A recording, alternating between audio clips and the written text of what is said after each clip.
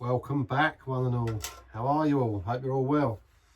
Welcome back to another Babbling beer review. It's been a little while, been a few weeks. I had sort of given up doing it for one thing or another. Some personal issues. Not going to go into details, but yeah, I just thought, is it worth me doing this? I don't do it for a grand following. I do it like waffling and talk to myself and babbling to myself, getting things off my chest. And if anyone out there wants to listen, make comments, great. Also, while I'm doing that, have a beer. I do a lot of babbling and waffling, but have a beer in the process. And yeah, I just thought about giving it up, not bothering, with other things going on and things that create a lot of anxiety and stress in me. I've had my family, something in my family was moving, so I've been involved with that as well. So yeah, lots been going on in that side of things, and my mental state of mind, and we've all got mental health issues. Some of us have a lot, well, I diminish that from anybody else. We've all got our own issues. So babbling beer reviews. Anyway, I'm babbling already. Yeah, so I don't know, I thought about not bothering, and just, leave it. But the thing is, I quite enjoy doing this, as I said a minute ago. It gives me a little bit of an outlet and a bit of, hobby, doing something, having a beer, which I enjoy, and different flavour beers. So I thought, you know what, let's just, don't know how often I'm going to put beers up. I've got a few in the fridge. I'll just see how things go along, and, maybe carry on the road. Also, this place needs a bit of work doing on it. I mean, I must get round to repairing the floor. Floor's gone a bit in the doorway, so I did last year sort of, put some wood in there to try and strengthen it up. But I need to sort of cut a big section out and redo it. I was going to extend it, but I don't know. I might just see if I can get by till next year now and see how things are panning out, what's happening, and maybe I have to come down and put a whole new shed in. I don't know. I built this one out of pallets, so I don't know. I've got an idea if I did put a new shed in, what sort of shape I want it, and the layout in here would be completely different. So try and keep the traditional sort of, the old, the look and the bar, and I don't know. We'll see. I'm babbling and waffling. Who knows? Let's see what the future brings. I say that a lot in videos gone by, and I do a lot of dreaming. I will get around to these things. Anyway, the one I've got is Castile Rouge. I picked up, I think, Asda. I picked up this and another beer up. It's quite expensive though. It's £2.74. It's a 33 centilitre CL bottle. It's only a little dumpy bottle, but it's 7%. It's a 7% ABV. It's been in the fridge cold. I thought it was a dark beer, but reading into it, you can't see much on the label, but it's actually a cherry. I think it's a cherry flavoured beer. So, I mean, I'm not a massive fan of the flavour of fruity beers. As anyone's seen my previous videos know, I don't mind trying different beers, but I just thought it might have been a nice sort of dark beer. Well, it is a dark beer, but it's fruity. And it's made by the Von Hosenbrock, can't say it, Babbling Beer, it's Von Hosenbrock Brewery. Let's have a quick look at them. They've been around since 1811. A family brewery that's still, I think, very much family run in Belgium. And it's, where are they? Inglemunster, in Inglemunster. It says on there that our story starts in Worken, where Amandus van Hosenbrock combines being mayor. He was mayor of where he was, with running a brewery. Emil would then inherit his father's hobby. I presume this is the son. Got to be in the father's hobby, Babbling beer reviews. And one that certainly got out of hand, to say the least. In 1900, he and his wife opened Brouwers Sint Joseph, Babbling beer reviews, in Inglemunster. And the history goes on. The brothers Paul and Ernest continue their parents' legacy, 1920 to 1956, and it was obviously got passed down through family history. Brothers Paul and Ernest continue their parents' legacy, invest in growth, exports and brewing pills.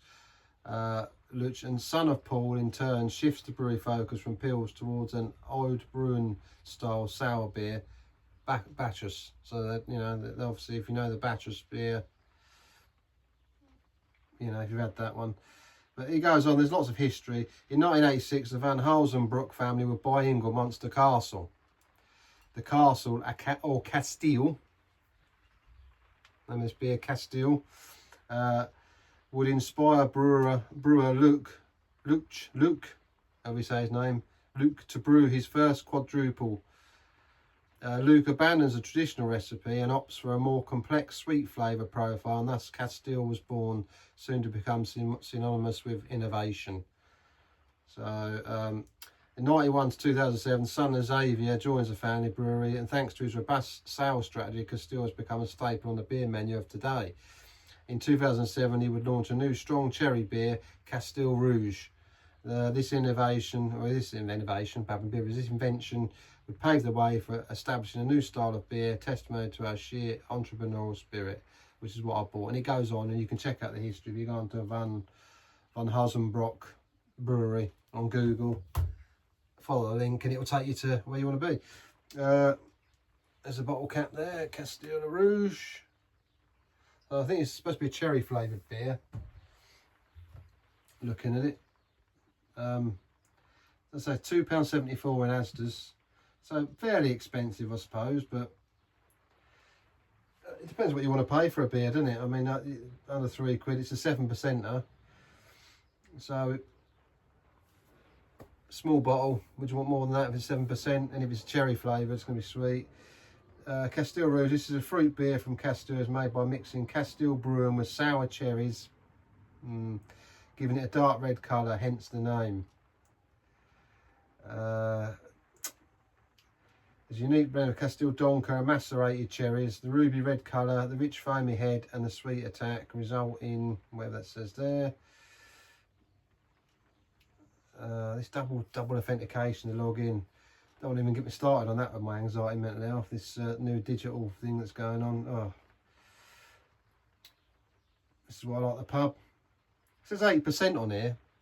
This is an 8% beer, but actually on the bottle 7%, so I don't quite know what the foamy head and the sweet attack result in speciality beer with balanced taste and subtle hints of cherries. So Castile Rouge is based on their Castile Donker. Sorry, I'm just gonna make sure I'm still recording. I'm not babbling to myself. Yeah, especially a beer with a balanced taste of subtle hints of cherries. Castile Rouge is based on their Castile Donker. The fruity beer makes a great aperitif on a sunny terrace. It's certainly a beer for lovers of sweet cherries and the intense aroma of the fruit. The cherries get the better of the malt in the Castile Donker mother beer, although it contributes touches of chocolate and pepper to remind you it's there. Sometimes you read it there, I read I'm missing words out, but that's what it's read as. So anyway, without further ado, let's get it open and have a little look and see what it's about. Yeah, I just, you know, as I say, I can't cope much more with this this current regime that's in power here, and I don't know what you can say on there without, you know, causing too much affliction or whatever to yourself. All I know is that just it's one thing after another, and the idea of my rights and freedoms being taken away and what I believe in and things like that, it just doesn't sit well with me. So I won't babble and babble, waffle. Let's get the beer done.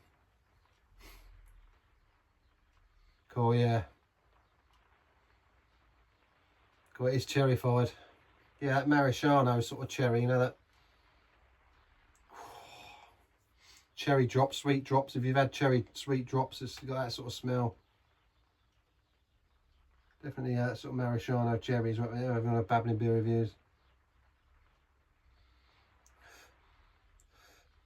Sort of charred smokiness in there as well, but definitely the cherries swinging through on that one. As soon as I popped it away, I've got to say, when I picked it up, I looked at the label quick, but I didn't see it jumped out, said cherry, so I didn't think it was cherry. Just like a nice little bottle of beer, a dark bottle of beer. And I thought, oh, it's a Belgian one, let's pick it up. It's only when I started looking into it I realised it was cherry. So I don't know if I'm going to enjoy this or not. I didn't mind the Bacchus one, and even the Shoffy or Shoof. But yeah, I don't know. I'd rather it been a sort of dark ale. As we're moving to the dark months again now, I've got a couple of dark ones in the fridge to do. So I toyed between this one and another bottle I had in there, which was a dark ale, which is a dark ale. But I thought, I like the look of this small bottle, I thought I'd get it out of the way. Let's do the pour, guys. The pour and have a look and see what it's like. Sounds quite fizzy. I don't suppose I have a problem fitting this in this glass, only a little bottle, but as I say, 7%. The head on it looks cherry colour, actually. It's got a cherry tinge to it. I know it's white, but it's got a red tinge in there. I don't know if you can see it under that light there. You might be able to, I don't know. Or pinky, it looks pink. Sort of got like a pink tinge in it. The beer itself, got some carbonation bubbles coming up there. You can see quite a bit of carbonation bubble in there. Very red. I would say, I don't know if there's a light in here, but rather than dark red, it looks like, it looks, I don't know, it's got like a, not a velvety colour, but it's definitely red. And it's not as clear as I thought it was going to be, but it's quite a dense, it's quite a dense red. It's not clear at all, I don't think, is it? Yeah, up to the light, yeah. I mean, in front of the light, but it's got quite a dense body about it. Very red looking, as I say. It's not even cherry red. It looks like a dark red ale. A cherry ale. Again, definitely that cherry flavour is the thing that you can smell over all of anything.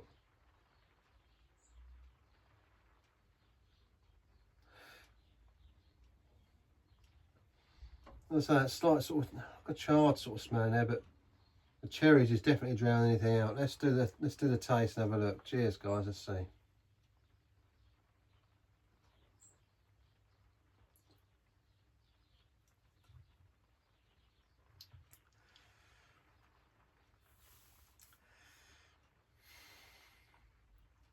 Definitely sweet on the sweet side. If you yeah, if you don't like fruity beers or sweet beers, you might want to give this one a skip. Although the carbonation seemed quite fizzy when I poured it, and it looks like there's quite a bit of carbonation in there, it's actually quite smooth. I've got to say, it's smoother than I thought it was going to be. I mean, pinky, sort of pinky coloured head on there. White / pink tinge. Lacing's quite nice. As I say, it was quite smooth. A little bit of a little subtle fizz, but nowhere near as what I thought. But straight hit with sweetness, a sweetness in there, followed by the cherry flavour. So it's, yeah, you get hit by the sort of, it's not an horrible sugar, but you get the sweet sort of sweet taste first. Sort of sour, like a sour. Yeah, it's like a sour, cherry sour, I suppose. As it says, you get that sour sort of hit of sweetness, then the cherry flavour, and that slight fizz beforehand. The body of it,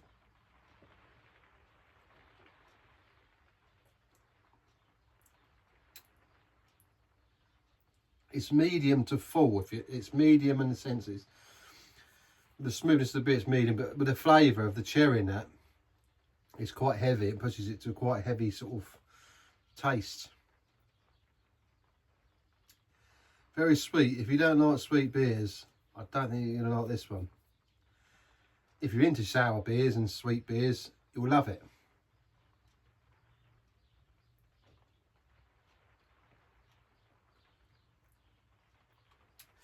They're an interesting beer, aren't they? I mean, it's like, you know, alcohol pops and who they're made for, and that's 7%. If you went out and drunk that, it's quite dangerous. Problem is, it drowns out all the malts, you know. Probably don't do your teeth any good, or your, you know, or your blood sugar levels. I mean, there's subtle hints of sort of, you know, you think of an ale and there's like a bit of the malt in the background, but it's just drowned out by the sweetness and the cherry, the sour cherry. So you are drinking a cherry flavoured But, I mean, it's lacing the glass nicely. Me, I like the traditional beer, see. I'm an old fart like that. I like to taste dark stouts and malty ales, you know. A nice sort of malt base, and these are just, I don't know, they're very sweet. I mean, what would you have that with? To me, they're like a, excuse me, like a dinner ale, like you have a dinner wine. If you have like a rosé or something like that, you know, a glass of rosé. If you're not a wine lover and your missus is having a glass of rosé, you could have something like that. It's an ale, but it's a sweet ale, so go with it. It'd be like a dinner. You go with it as a dinner beer. You know, like the old Lambrusco or Lambrini years ago. But have it in an ale version. Sort of cherry, have that with a, I don't know, nice bit of venison or something. I wouldn't say steak. Maybe lamb. I'm trying to combine the two if you're even a nice meal, and but you wouldn't want to go out and session on them down the pub. You wouldn't want to go and buy a load out in the pub and think, oh, you might want the odd one on a hot day and think, well, that's refreshing, but very sickly. After a while of that, you think, oh, very sweet. So, I don't know, for me, they're not my go-to beers, but as I say, as I said before, if you like a sweet, sour beer, you're going to love it. If you don't like that sort of thing, this ain't for you. You ain't going to want this one. And $2.74, you might be wasting your money.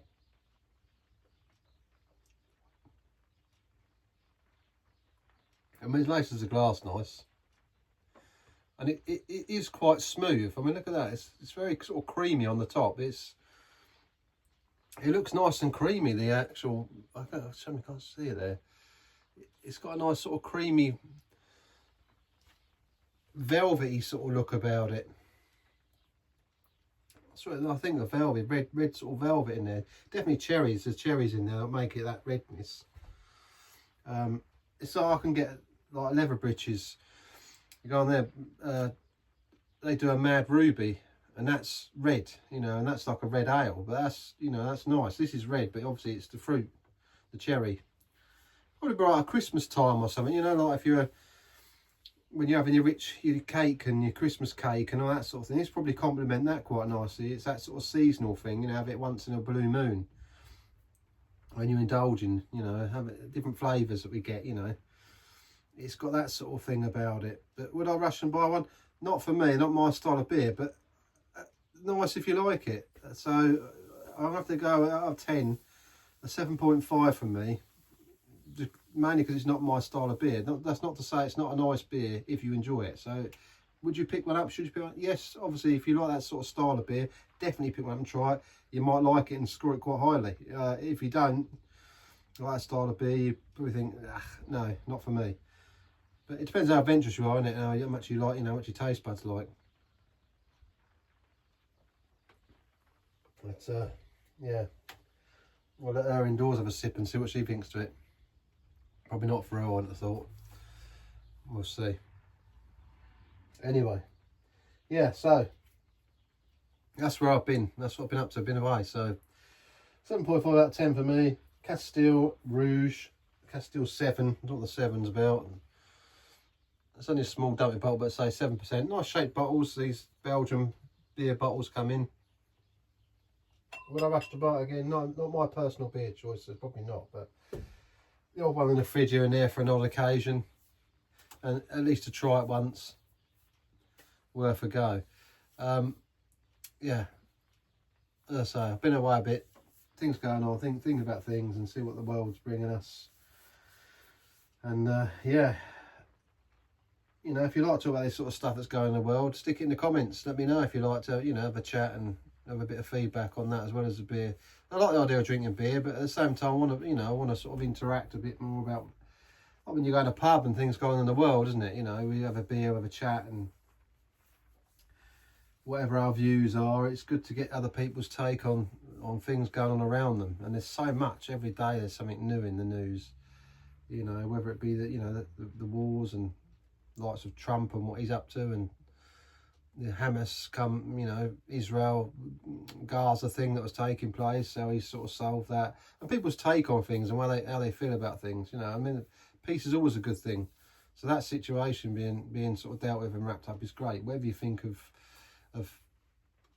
you know, Mr. T out there, you know, it's working for a peace and living in peace and safety for everybody. So who knows? Anyway, babbling and waffling.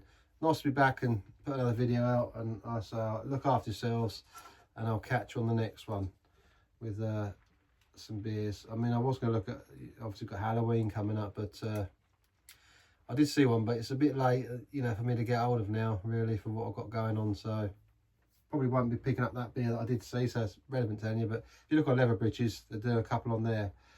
Pumpkin, which I did a review on a long time ago, and I think it's called the Monster Mash. That's what I was looking at. It's a pale ale. So if you fancy having a look at a beer like that for Halloween or that period, while they brew it, 'cause it'll only be there throughout that season. Check it out. Anyway, look after yourselves, and I'll speak to you on the next one. Take it easy.